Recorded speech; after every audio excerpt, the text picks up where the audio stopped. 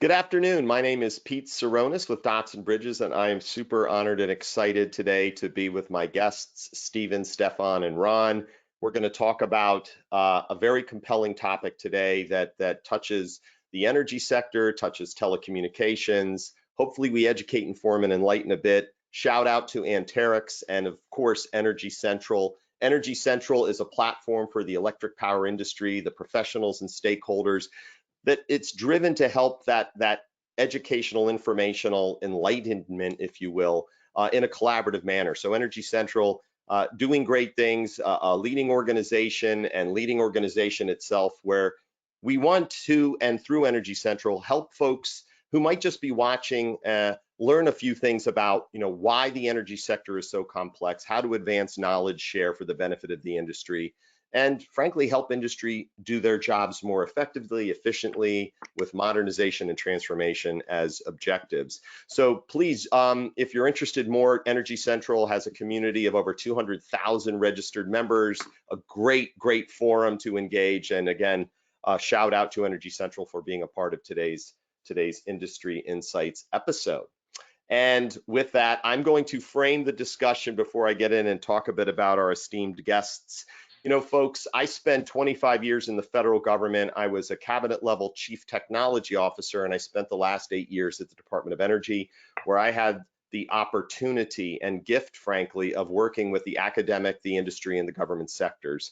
And our guests today, and our hope today, is that we will maybe dispel some myth, but also talk about the art of the possible as we move towards a next generation power grid.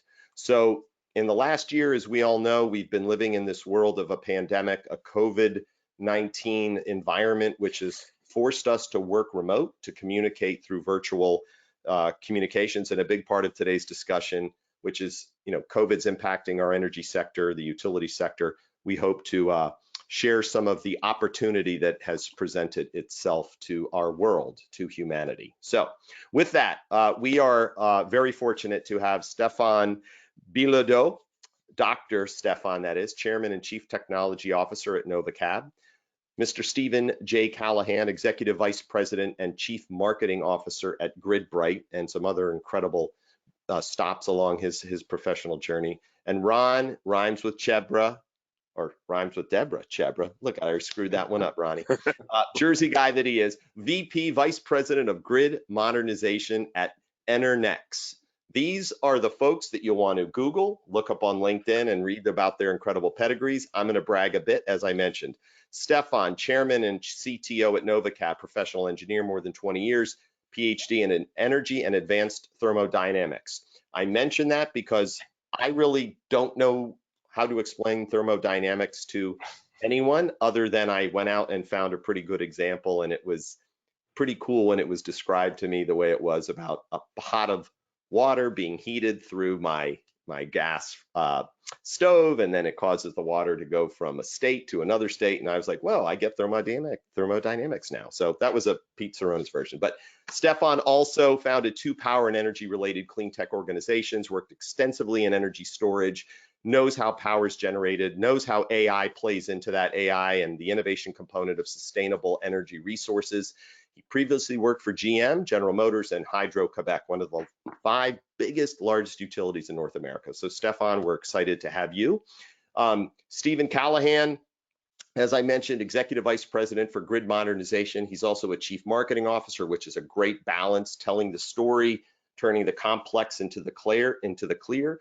He is a GridWise Alliance board member, a Distributech Advisory Committee member, again, a decorated pedigree, worked at IBM along the way, worked in a utility, positions at PG&E, Pacific Gas and Electric, so credibility reigns supreme in this gentleman as well.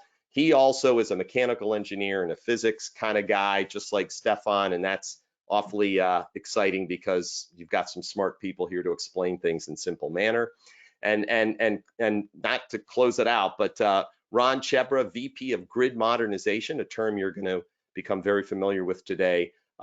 Deep roots in the smart cities, Internet of Things, energy integration, advanced metering infrastructure, the terms that might sound polysyllabic and why should I care, but when we're done this conversation, you're going to realize that Ron's 35 years and working at Verizon Enterprise and Schneider Electric and a great company, DNVGL, just a swath of knowledge. So 1206, I hope that helped frame a little bit of the topic, who we have on this panel. I'm going to pass the torch over to Ron, who will be the first to talk a little bit more about that journey and the passion you have for this topic, which is, grid mod, private LTE, and why should we care? Well, thanks, Pete. Really honored and privileged to be part of this team and esteemed colleagues of mine. A couple of things that I'm very passionate about, and one thing, and I'm going to coin a phrase, which is sensors to situational awareness. As we start looking at what we need to do to modernize our grid, I think there is a tremendous opportunity now to embrace the fact that sensors can be placed anywhere and everywhere in the grid, something which we haven't had the opportunity to do in the past, using the communications technology, wireless, cellular, private LTE, and other means to bring that information back, or I should say that data, and then using that data to create sufficient knowledge and awareness that we can now become more actionable with the information that we're receiving. I've heard a lot of people talk about the great data lake, and that's a fabulous concept, fabulous idea, but I think part of the challenge that we have to realize and face is that we have to be judicious about what we put in the lake, because just having data doesn't necessarily mean it's intelligent. And I think the thing that I'm very passionate about is how do we extract the value that sensors can bring and leverage it for greater situational awareness and actionable functions that we can do based upon the knowledge that we're gaining in this. So turn it back to the team for kind of a kickoff in their areas. Yeah, Ron, well, two things I took away. The words sensors we'll talk about. Folks, think about the Internet of Things and sensors and devices that communicate with one another over wireless communications. Situational awareness, what's happening right now and what can we do about it? Great points, Ron. And then I love the word actionable and intelligent data, the words. This is the world we're in. Volume, velocity, variety of data is out there, the cloud. What are we doing with the data to distill it? So we will definitely jump into some of that, and your data-driven decision-making will reign supreme in a world that's part automated and part still needing that human intellect. Stephen, let's pivot over to you. I mean, your background has got an incredible technical, obviously educational, but you've worked in some of these places that really generate that power and distribute it and transmit it. Welcome. Thank you, and welcome to everyone out in the audience. So you kind of tee this up as kind of what our passion and journey is. So I'll start at the end. For me, the passion is the problem, and I'm going to try to frame it what I think the problem is. Actually, I think what we all know the problem is in sort of high current. But let me talk about journey, because I sort of been in this business for a long time, more than I want to admit. But I started way back as an engineer at PG&E in the Energy Conservation Energy Management Program, which was gangbusters. We were just starting that in the early 80s in California, and we didn't call it grid mod then, but we were doing grid mod, right? We were doing audits, we were doing informational sort of elements. We were doing load control, which we still sort of have in grid mod. We even had some experimental price signals to the customers, which failed completely because customers didn't understand the relationship. And today, of course, we talk about that in markets. So the element of conservation, though, I want to just put that on the table and have you hold that thought for a second.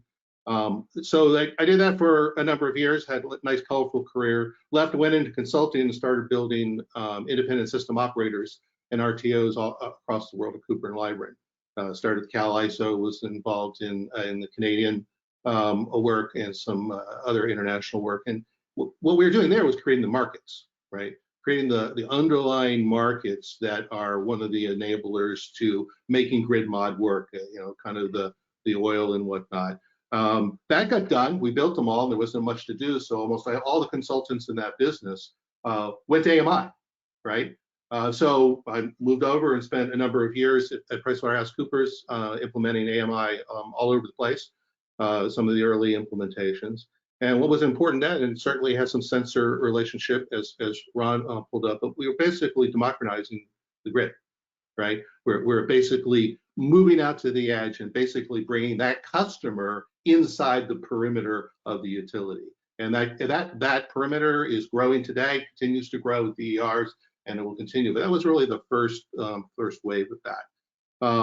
So that said, so with that sort of background, talked about my passion was the problem. The problem to me, I refer to it as the 370s or the cut, move, and flip. And it's actually very, very simple what the problem in front of us is, really how we get there. I think many people are familiar with Lawrence Livermore's Sankey diagram that they update every year. I carry it all over the place. People, if anyone's in the audience has worked with me, they all know he's not going to talk about the Sankey diagram. But it's real simple. There's three things we're doing. 67% of all the energy that is processed is lost. 67%. That's grid mod, attacking that problem. And everyone in the audience probably has the example. You put in LED light, they're 80% more efficient than the incandescents that you originally had.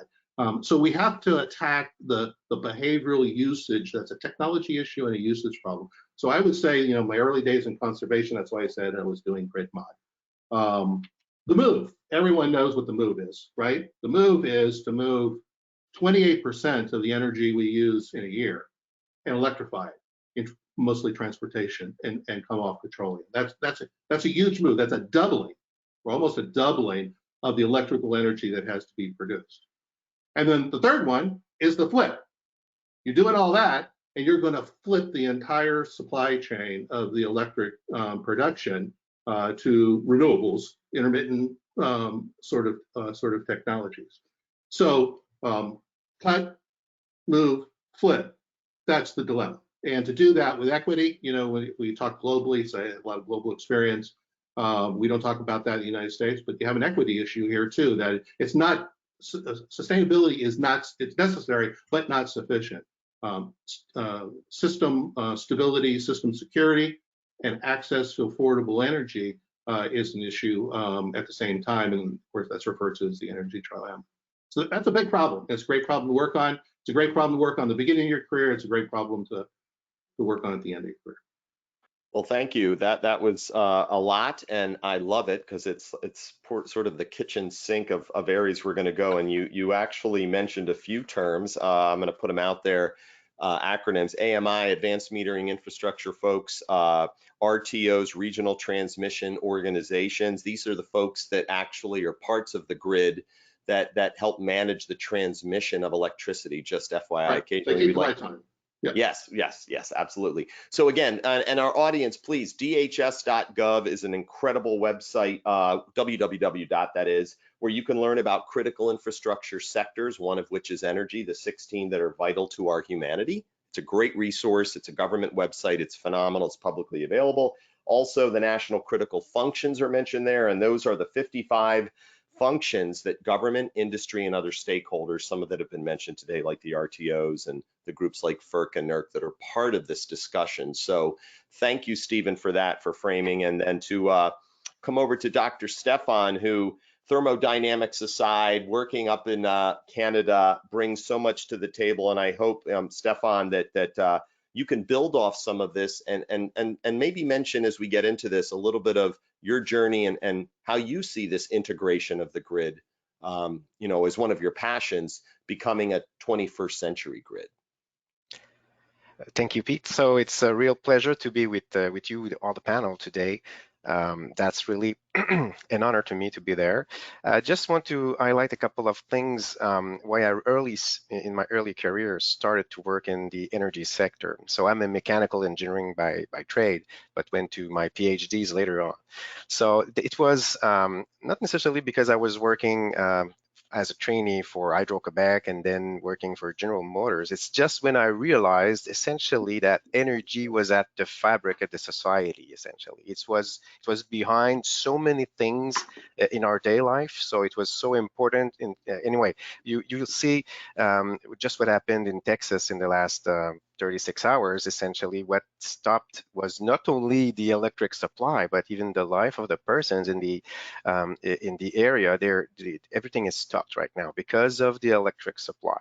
So quickly realizing that early in my career, decided to jump off big jobs, I would say, back to making my PhD in energy and thermodynamics, more specifically, as you mentioned rightfully. So thermodynamic is one part of the energy equation, essentially, but it is an important part indeed. Quickly looking at renewables, at the types of energy generation, but also quickly looking at where it would be the most helpful. At the time, we were talking about remote communities, so how to deliver energy, electricity or thermal energy when you're really far from the main grid, essentially, when you're far from power generation, power station, power plants, essentially. So that was the main struggle. I'm talking about a couple decades ago. Now this is a bit different. We all have seen the increase and the growth, the important growth of renewables into the grid. At some point in time, in some areas, in renewables is the main production and the main supply of energy. It's all tied to the same grid, by the way. So rather than using conventional power plant, now we have this capacity. We now talk about DER. So this is another way to, so what we call the distributed energy resources more generally. Indeed, this DER is made of, a big portion of it is made of renewables. So renewables has the capacity to be a new source of energy, maybe cleaner source of energy, but at the same time, it is intermittent. So it is a struggle to integrate that into a grid that needs to be supplying energies in a stable way, in a reliable way all time. So it's not an impossibility, it's just we need to do it the proper way. So that's why I advanced further into the energy sector, and more recently in the last, I would say, 5-10 years, working more on the integration of artificial intelligence to do that. You know, there is a lot of data, and Ron highlighted that earlier really well. So it's important to have good data, it's important to have a big amount of data, but it's also very important to be able to make good analytics out of this data and take the juice out of it, and being able to apply that, whether it's to optimize the actual grid operation or whether it's to avoid risks and to reduce the threats. Stephen mentioned kind of cyber attacks and other things like that. So it needs to be done, and we are in a new era. We all have seen the last year with the pandemic, so we all have seen that the new normal is established right now. Not necessarily established, I would say it's in the making. That's the better way to say it.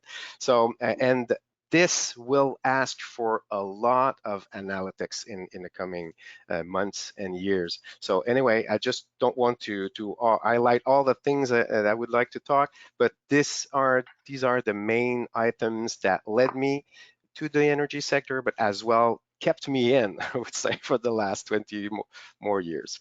Well, I hope, thank you, and I hope you stay in it. We need a brilliant mind like yours, Stefan. And you mentioned convergence, or mentioned distributed energy resources, folks. Another term that's used, DERs, sometimes. Think of it this way: that's where fossil fuels, renewable fuels, nuclear power, it kind of all feeds into, you know, what do you need at a certain time, and it's not one or the other. And I think we've realized that, especially, you know, this past week, or this week right now with the Texas situation, extreme weather events, Mother Nature impacts our grid. The Florida water hack from last week, a cyber situation that could impact the water, wastewater sector. And you know, Ron, we talked in our prep calls a bit about some of these attacks that have happened, or just, you know, call them acts of God. There was the Metcalf sniper attack back in 2013, where people were literally cutting transmission lines or telecommunication lines. Look, bad stuff happens, and I think if we could, you know, move into this next segment and talk about, well, that is a consistent, and there have been others, Superstorm Sandy in your backyard, Ron. We realize how maybe not as resilient our networks are until something happens. So thank you, and let's move into that. Ron, I'm going to tee you up with a few things. You know, you mentioned the whole data-driven, the democratization. How are we looking at and collecting data, but then what are we doing with it? I think if you could speak to what excites you about the future of how the telecommunications world, the ping, the power, and the pipe, and maybe these devices that afford wireless communications. I like, the Internet of Things, with all the data flying around. What's, if you can paint a picture of why this is exciting, while at the same time we have to be diligent and mitigate risk, because cybersecurity is now a part of the discussion. Great tee up, Pete. And I love to use the analogy, having grown up in the day and age when maybe you were lucky as an engineer to have a dumb terminal sitting on your desk, tied to some mainframe somewhere on a floor, manned by people in white coats that you didn't know what they did, but they kept the machine alive and going. To a situation now where we have more intelligence in front of us than we did in those mainframes, and we're all connected through interconnection, through internet, and through connectivity. That's the migration path that I think we're seeing in the energy industry. And let's talk about the pros and cons. Having a central facility, you can put the safeguards and constraints in terms of access and availability and manage it very tightly. If you think about where we are today with laptops, PCs, iPads, and the untethered access that many have, we create tremendous surfaces for threats. How do you manage this amount of assets that are distributed, not necessarily under the same roof? And I think, the good news, bad news is that the distribution of energy resources is going to help in the resiliency in terms of producing power locally, not having to depend upon transmission lines and overall orchestration, but certainly coordination. And I think that's the challenge that we need to face, in that we can't just willy-nilly put anything anywhere and expect that the grid that is the smartest machine on the face of the earth to operate. So I think that the opportunity and the challenge, and I think the area where we can optimize and improve, is how do we organize and orchestrate all of these assets and make sure that they're secure, make sure that they're efficient, make sure that they're optimized and harmonized. And I think harmony is really the key here, because we are all dependent upon a resource that is shared. I don't have solar on my roof. Soon I will, but that will not be sufficient to sustain all the energy requirements that I have. I will have a dependence upon the grid, either when the sun is not shining, my batteries are depleted, or my demand is greater than what I'm able to produce. So I'm going to have this dependency on a super big brother to be my backstop. And I think that we need to be able to look at how the orchestration of all these assets take place, and the systems that will be able to harmonize these is really critical.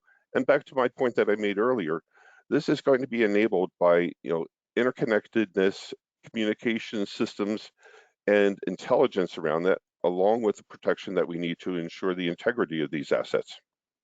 Well, Ron, you hit on so many. I write notes a lot, and I call them tweetable moments. And you mentioned the word resilience, and moving to Stephen here to tee you up, Stephen. This opportunity and challenge, right? The threat landscape has grown with the introduction of, or insertion of, IT into an OT environment, which, Stephen, I know you're very familiar with. And to build off of what Ron was mentioning, folks, reliability, at least in my research, is keeping the lights on. Resilience is planning for, operating through, and recovering from an outage or a disruption, depending upon what you read or hear. So terms like resilience and integrity, sustainability, flexibility of a grid of the future, Stephen, can you comment on just some of what Ron mentioned, and take that discussion to what I like to say the Joe Sixpacks of complexity of grid, but we need to be, excited about the future. Yeah. Literally, the last 2 years of my life here has been working on a DOE grant project called the Secure Grid Data Exchange. It's all about the movement of this data around to get the information from the sensors, so someone who's doing AI can have good data, basically, to teach those algorithms. And it is a heavily technology laden problem. I mean, you're always going to hear me say physics is first, policy is second, technology is third. But there's some components about what has to happen and what is happening that basically need to be managed from my perspective.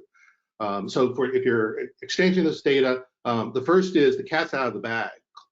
The cloud paradigm is real, it's growing, and it's going to continue to grow. And you see regulatory movement towards inching, even at the NERC level, towards embracing elements around cloud. We certainly, there may not get 100%, but it's much more aggressive. All the new startups, new entrants, not necessarily all the utilities, but they're embracing 73% of utilities report that they've embraced cloud. But that technology, leveraging it, how you leverage it securely, how you move the data securely through the cloud with integrity is an incredible problem, part of the problem. The other element that we've studied and talked about is what I call in any time, right? You're dealing with data that is moving in real time.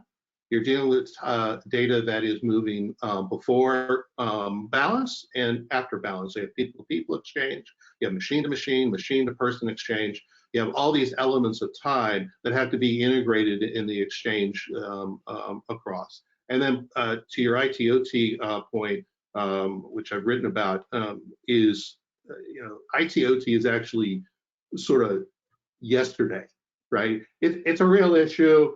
It needs to be solved, but the much bigger issue, particularly with distributed resources, is what we tagged the XT extension, right? The external technologies. Now, not only do you have to protect the core on the BES, the bulk energy system, and the utilities have to protect their distribution system, but you have all these DERs, all these new entrants, who, by the way, are on cloud already. They're not going to build a data center or subscribe to it, that need to be connected and need to interact to move all this data.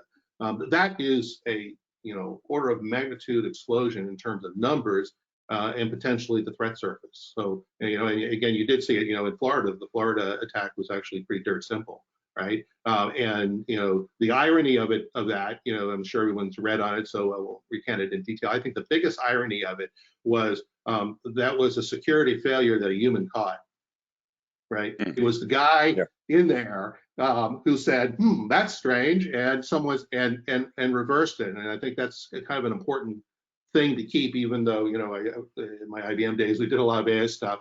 Ultimately, there's a human factor here that makes it's the essentiality of the grid as a customer, but it's also the human factors in it that I think have to be paid attention to. But it's a complex problem. That's what makes it fun.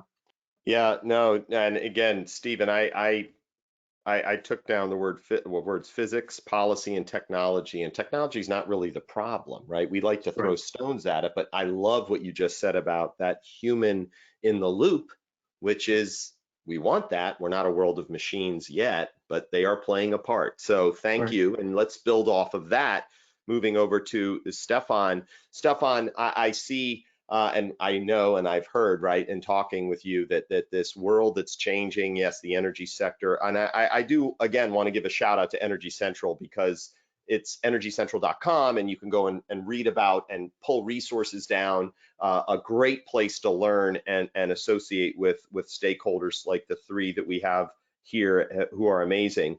But, Stefan, engineering, math, science, you also are very much in the mix when it comes to this integration of clean tech. Your bio speaks to how the artificial intelligence, sustainable development matters. In the industry, communications, I call it the ping power pipe, but wireless communications, private LTE, it's not one or the other. But one of the topics that comes up quite a bit when we talk about this innovation is, as Ron pointed out and Stephen brought to, augmented on top of, was how does all this stuff communicate? And I think we need a wired world plus a wireless world to build in some of that resilience. Can you comment on sort of the innovation that's happening and how it can help this distributed energy resource world really come to fruition and be efficient? That's a good question, Pete. So the integration of distributed energy resource asks for a lot of communication, and we call that also interoperability between the equipments, between at the higher level, but also at the smaller close to the ground in the field, as Stephen just mentioned, the example in Florida. So it was really a tiny portion of the equipment which needed to be, in fact, attacked, if I can say that, because it's not well defined right now what it It's was. It's a threat, right? definitely. It's a threat. It's a cybersecurity failure. But it was really a small, a tiny component at the end of the thing. So it's absolutely important that all the components within the from the top level of the grid up to the last DER component are able to exchange information, not necessarily directly. Some of them will be, as you said, wired. Other would be directly through the cloud, through other things, but it's important that all these equipments are protected as well, up to the tiniest of the equipments at the end, okay? So this comes with a lot of demand in the field, and there are now hundreds, thousands of organizations having new solutions for that. So I will not talk about each of these solutions that we see popping up, but the important it's to organize these solutions. If it's just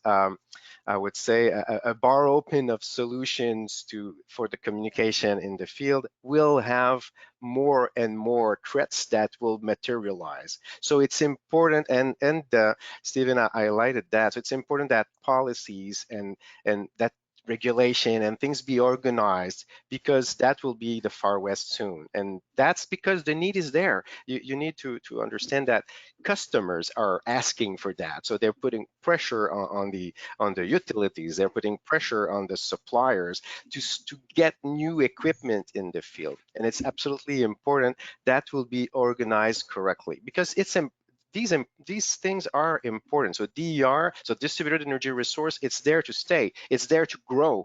So there will be more and more solutions. And by the way, in Texas, it helps. So in the last, as I said, day or two, what was still operational from the first reports we're seeing right now yesterday was the wind power. So more than the conventional gas power plants, because they were stuck with the supply of gas, which froze essentially. I Yes. simplify it, but so that's the non-conventional power generation which stayed up and running. That's because of the situation. In another situation that might be different, but this is just to highlight the fact that it's important that it's well integrated, and all these things need to exchange information in real time and in a safe way. It's not only just to send the data in the cloud, it's to have it done in a way that will not open doors for other threats. And we're just starting to see that. So it's, for me, an opportunity and a threat, so there is two things, and the amount of solutions in the field is really, really high. We're talking about DER, but energy storage in itself, a sub-portion of the DER, is important. And the way energy is stored and released, the way it's used, that's also very important. So a single battery pack out in the field doesn't make, this is not a big difference on the whole grid. But if you add up all these subset in the field, that becomes a big number. And this big number needs to be properly managed, even if there are some outliers and internal in the grid, I would say internal chain, I would say. So there are outsiders and insiders, and these also are coming with other issues. So I'm coming with more questions than solutions. But what I want to highlight is a lot of solutions are in the field. The way to integrate them is absolutely important. So it's not the very solution, but how you use them and how you operate with them, which is important. So Stefan, and I see nodding from Ron and Stephen here, I'm going to tee it up for the next, we'll call it this segment, where if we can agree, and we all, I think, have articulated that, we are now in a network of networks. Yes, the power grid's old. It needs to be modernized and optimized, and as we said earlier, transformed to a 21st century grid. It doesn't happen overnight. You don't go down to the local store, buy a device that says, I'm a smart meter, I'm a smart synchrophaser, and plug it in and say, hey, we're good. The utility sector, which isn't just energy, right, is forever linked. It's integrated. And I love that you used the words integration, interoperability. This is what we're moving towards, and with it brings that risk and then also the reward. So Ron, if I can just throw it out there, and it's really for all three of us, and jump in, please. I think we're at a point where when you think about a utility sector and you think about energy that is so right now dominant in parts of the country, I mean, lives are being lost at the end of the day. Humanity is impacted. Technology is not a problem, but it needs an upgrade, right? Ron, you spoke to sensors and this idea that automation should be something that we embrace. How does one go about analyzing, to Stefan's point, there's a lot out there. It's a crowded market. How do you begin to distill and start to examine what technology should we be thinking about? Well, good question, Pete. And just to springboard off of what's the discussion has been so far, I wrote down a word here, and I've been struggling to find something that fits the definition, especially in our grid. And the word that I wrote down was autonomy. I don't think that there's anything in our grid that is really autonomous. It is so highly integrated and so highly interdependent. Let's take the situation I just mentioned down in Texas. Natural gas creating a problem, ice creating a problem, demand creating a problem, affecting not only heat and survivability, but some of the core things like water supply. The fact that there's no energy to clean and pump water is now creating secondary problems. So we are so tightly integrated in terms of the resource that we're talking about in terms of energy. I don't see anything in my mind that comes to mind as something that is truly autonomous. So with this need for integration and the ability to be interconnected, it does become a challenge in terms of sorting it out. And one of the tools that I like to use, and I get some criticism from some of my colleagues, but I love to do mind maps and start to draw, what is connected to what. And I remember the days of Metcalfe's law. Metcalfe saying, and I'll take some poetic license here, the value of connectedness goes with the power of the number of devices connected. So if you have 2 devices connected, that's squared. If you have 3, that's cubed. And the inner networking really goes exponential. I think it's n-1 as opposed to just n. But the number of assets and the number of things that we can monitor and manage and control really is an ecosystem. It is really a necessary means of being able to understand and act upon. So how do you begin the process? One of the things that I like to do, and I remember my nun in grammar school teaching me how to decline a sentence, break it apart. What's the subject? What's the verb? What's the object? What are the prepositions? And really diagram it out to say, what are the root issues? How do you understand this? How do you take the complex and make it simple? And God bless Sister Mary, whatever her name was, she really told me. Sister Mary Ruth, it had to be something like that. Sister Mary Broken Knuckles. No, I say that with all true affection. But take we cannot consume everything at once at the same time. We have to break it down into manageable pieces and see how they all tie together.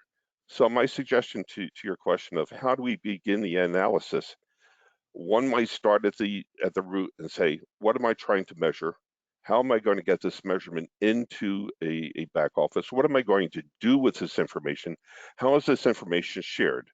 How do I leverage what I have to meet the greater needs of multiple parties?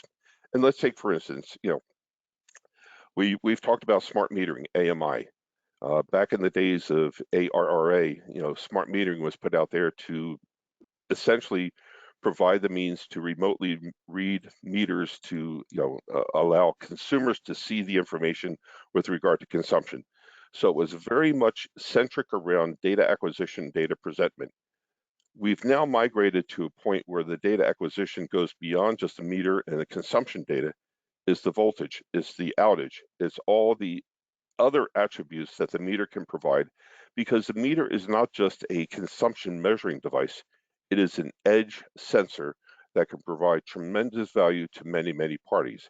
So if you put the blinders on and say that I'm putting this in for a fit for purpose, you're defeating this integration of information, the harmonization, optimization of all the data that you can extract and can use. So that's kind of my pitch. No. First of all, Ron, amazing. And I'm going to do my part to our audience here. We actually have a couple questions coming in. I'll build that in. The American Energy Innovation Act, FERC order, Federal Energy Regulatory Commission 888, and the NERC Critical Infrastructure Protection Compliance Standards are great resources, folks. So NERC, FERC, this act really are tools, if you will, resources to kind of see how the world, our country especially, is coming together and talking about a very complex issue that blends policy and technology and, of course, physics, to Stephen's point and Stefan's earlier. So thank you. And Ron, Stephen, you're up here. I have a burning desire to want to ask you, as a utility guy who worked in one. I mean, the sector, the utility sector, I mentioned there's 16 critical infrastructure sectors in our country. Energy is one of them. And how do you feel, if you can how do you feel that the utility sector is embracing this opportunity of a grid of the future, but also saying, hey, look, SCADA works? Sure. So, and first of all, I think the utility sector is integral to this. And I'll just start on the policy side. If you go back and look at REV in New York, which is, kind of past its life cycle, but it gave an official, it was really the first regulatory process that gave an official role to the utilities in the whole rollout of DERs and the changing of markets. If you read all 200 some odd pages of FERC 2222, which is, I would recommend you do, it's actually not a bad read. When you get to about page 200, they start to wax on the the role of the utilities, and it basically says, yeah, it's there. Tell us specifically what you think. So I say that because I think the doors and the windows are open, and it's almost a firm grasp of the obvious, because grid modernization, there's going to be a grid. Otherwise, why would you be doing grid modernization? That grid is going to be owned by distribution utilities, et cetera, et cetera. There is there's probably always going to be a central core that's not going to use, like cloud technologies, that SCADA work fine. There's direct controls or whatnot. The notion about the cloud, though, and I'm kind of responding to the question that came up too, is really the telemetry and the command and control is one element. The markets, you talk about efficiency, right? Is the transparency and the efficiency of the markets, which is one of the three parts of the stool. I would like to just spend 1 minute and riff off of Ron, because he wrote down autonomous, and I had already written down automata, right? And I say that because you ask, well, what's the role here, and how do you ferret all this out? It's got to be an all above answer to that, right? Because there's various technologies, how they fit from a physics point of view, from a market point of view. It's got to be a basket. And anyone who doesn't look at it that way, I think is being a little short-sighted. The word, though, I like to use a lot here is, and it's a loaded word in the utility business, is balance, right? And we certainly see this, with all of us, having our pet projects or ideas, having our businesses. There's a loud expression of cries to say, do this, do this, do this to the extreme. And the fact is, a grid is an enormous balancing sort of system, and it has to be from a technology point of view and from a market point of view, which got me to autonomic. We've done ourselves a great service by creating one of the most reliable systems humankind has ever seen. That's power grid. We've done ourselves a disservice, because to do all the stuff that we're talking about, kind of to get back to the humanization, requires a really informed discussion of the body politic on how to pull this off. And the fact of the matter is, most people don't know, most of you don't care, because electrical energy is actually still pretty cheap. I know people say it's expensive. On a basis of usage of energy as a percentage of GDP, that kind of stuff, it's a very low number. And it hurts a little, but it doesn't hurt enough for someone to step in and say, okay, I want to be part of this dialogue and understand the issues, other than where you have, existential notions around sustainability is obviously a driver, those sort of things. So bringing the body politic into this conversation, which would, well, in today's world, it's hard to say, but would hopefully bring in the balance on policy or whatnot, I think it's extremely important to ferreting out utility roles and people roles and all that kind of stuff. Yeah, no, Stephen, thank you. And Stefan, I want to get to utility guy that you are as well. Hydro-Quebec, we have 4 power marketing administrations in the United States, known as WAPA, BPA, SWAPA, and SEPA acronyms. But folks, that's the Western Area Power Administration, the Bonneville Power, that serve transmission needs to rural America or parts of the country. And they're amazing hydropower fueled, if you will, organizations. Can you speak to this as well with this utility industry and the transformation that's happening, and maybe some of the challenging discussions that sometimes create inertia, but we need to break through that? Yes, there is effectively a huge transformation happening right now in the utility sector, and more broadly even in the organizations up above. So this is because, and we all have seen the effect of an exponential growth last year with the pandemic, and Ron rightfully came with this is what we see. But this exponential growth has an impact of the virus and the pandemic. It's the same kind of things we're seeing with the growth of renewable integration into the grid, also the integration of new technology. So this effectively goes faster than what typically humans are able to deal with. So decision making, it's even slower than the regular one guy decision. So, but at the same time, the sector is facing exponentially growing things.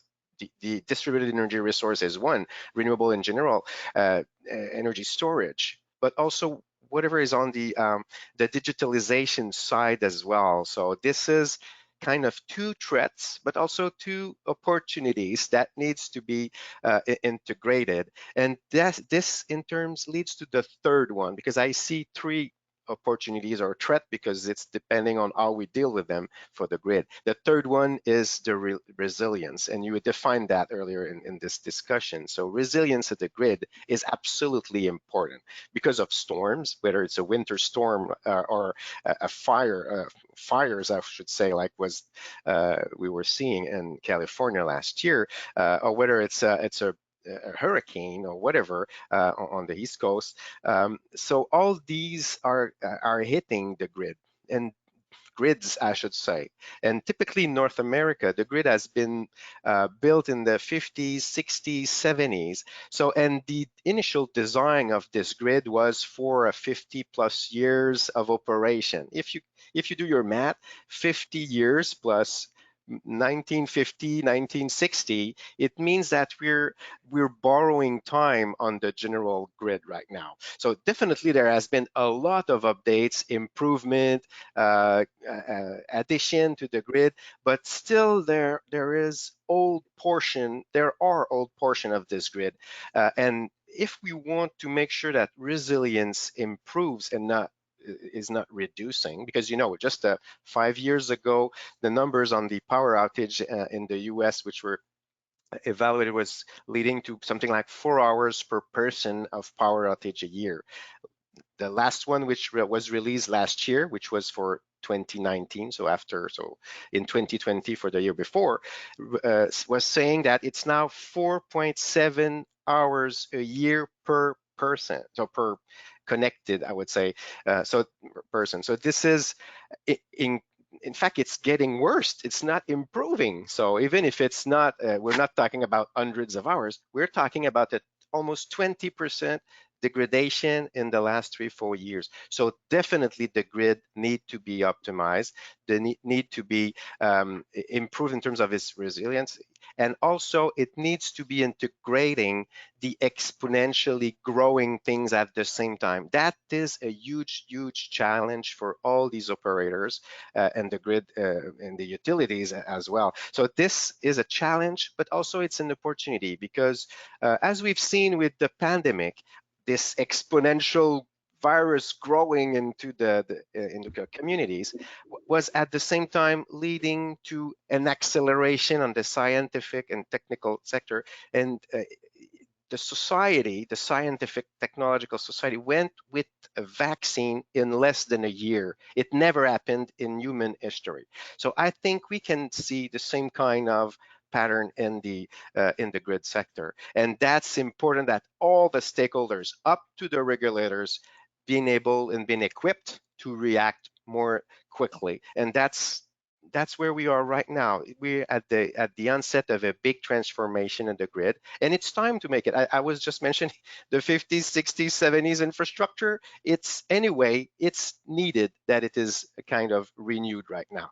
Not necessarily scrapping everything, just thinking of it in a different way, optimizing it, better using it, etc. So many other things I would mention. So Pete, Well, can I yes, just Ron, throw a Stephen, jump question? in there. And I think Stefan hit on something that I think is part of the challenge in this whole arena. You know, I'm going to go back a number of years, and Stephen, you probably remember this when the California Regulatory Commission, CPUC, came out and defined the meaning of life in terms of depreciation of a smart meter. And you know, Stefan, you mentioned, you know, the grid was built 50 plus years ago.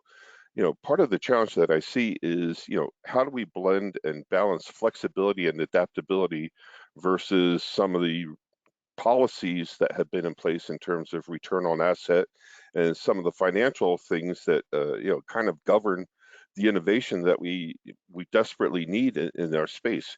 You know, is flexibility and adaptability antagonistic or counter to predictability and, you know, some level of sustainability in terms of revenue projections or cost projections?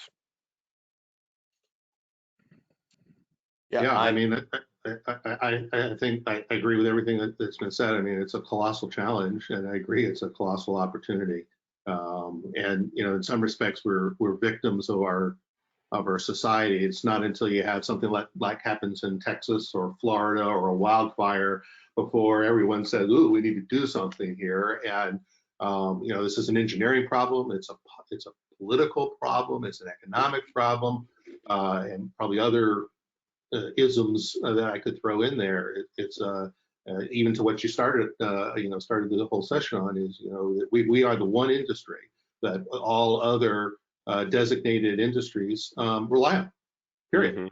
And so we're the centerpiece of that. And so as things go wrong, you know, we sort of fix them. And I think most of us that are on the inside of the business would say we get the end point. You know, it's the new Sankey diagram. Maybe we should all sit back and have a real calm conversation about you know, what we need to do here, and let the engineers do the engineering stuff, let the politicians do the policy stuff, and hopefully they marry somewhere, right? Yeah. Yeah. Well, folks, listen, we've got about 6 minutes, and I like to finish with parting shots. I will start to give my guests here, our guests here, their pearls of wisdom. I want to thank, obviously, Energy Central and Anterix and just everyone for affording the opportunity to facilitate today from my vantage point. But I want to leave the audience with this as we prepare to hear from each of our guests. There is an onus on you to be educated. And today may have been a sampling, but we've mentioned a number of sites you can visit. You know, Stephen's point to FERC Order 2222. David Owens on our last discussion spoke to it. It's transformative in the way it's been written in the world that's evolving. Take a read, a gander, read the executive summaries. As a guy who is a father, a husband, and I care about my lights turning on, especially as the latest snowstorm comes through. The grid of the future is a lot to take in. And I think whether you're looking at it from a cybersecurity, physical security, supply chain perspective, that's important. Artificial intelligence, to Dr. Stefan's point, it's a big part of this. Drones and cloud robotics are terms being thrown around that speak to Ron and his smart devices and sensing and measurement technology. Stephen, you mentioned that in terms of just the engineering of how it works. But for me, take this home. Connectivity is king. Things need to be connected wired or wirelessly, and we have to manage it. It's not easy, it's not simple, and there's no quick fix. So as human beings look towards the future, the workforce is going to change, utilities are going to change the way they do business. Just stay as informed as you can is my parting shot. So thank you for that. Ron, you're on deck, my friend, or you're up on, you're at that. All right, so I'm going to throw out three of my favorite acronyms. IoT, which I think we've talked quite a bit about, Internet of Things. And, there's plenty of information out there to talk about what devices and things connect and the value proposition that brings. I think we talked a little bit and we kind of danced around the fact, but for some time we've had a grid of things. If we think about all the things that are compromised, to make up our grid, we've got switches, we've got sensors, we've got fuses, we've got protective relays, we've got a boatload of things out there that have been, to some extent, been connected. What I really would like to leave as a parting thought is a harmonization of things. Hot, let's think less parochial and more holistic. How do we begin to take advantage of the technologies, the communications networks, and start to look at things in a very harmonious and integrated fashion, rather than fit for purpose, fit for solution. Well said, Ron. Stephen, you're up. So I got three too, not acronyms, but three. And we touched on it throughout through the hour. The first one is security, which is a two-edged sword. To a utility guy, when you say security, it's most people think cyber, but first thing you really need to think about is what we call system security, which is the stability of the grid. And you had the Texas story, and certainly cyber is the growing element of that. So I think security, and we touched on it.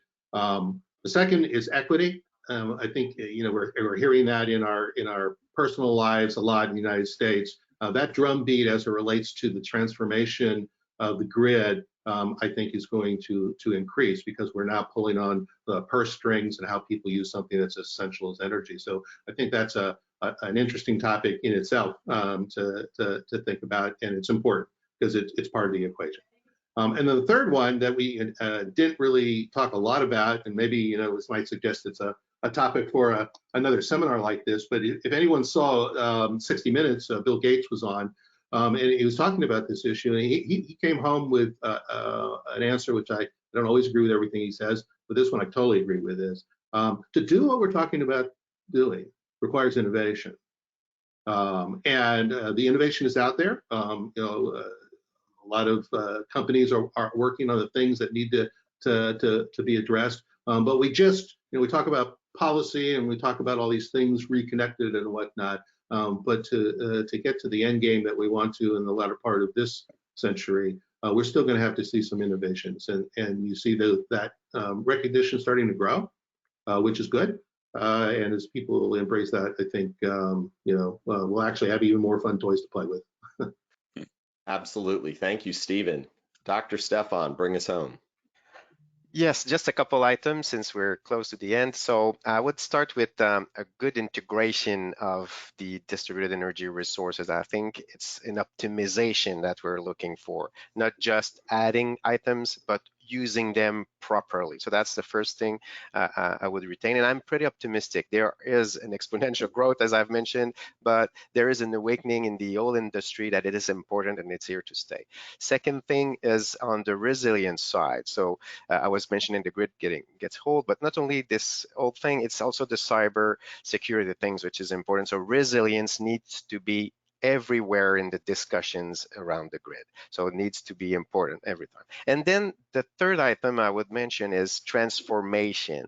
The transformation of this grid to the new 2.0, whatever number we put for the grid, is going to pass through artificial intelligence, machine learning, a bit like we're using a hammer to hit a nail.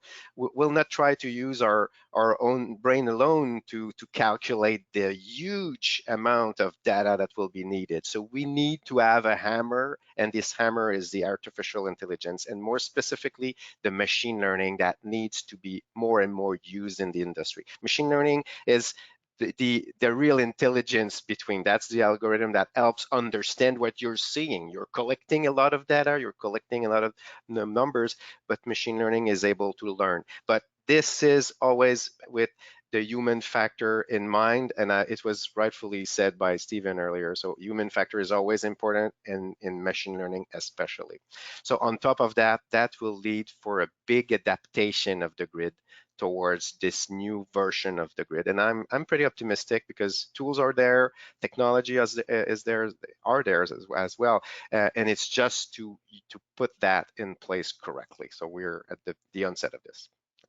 Well, thank you individually and collectively. Each of you is a dot connecting bridge builder. Thank you for connecting those dots and really, I think, highlighting, articulating, illustrating how technology, humanity, and culture intersect. So thank you to Anterix. Thank you, of course, to Energy Central, and we'll hope to do this again soon.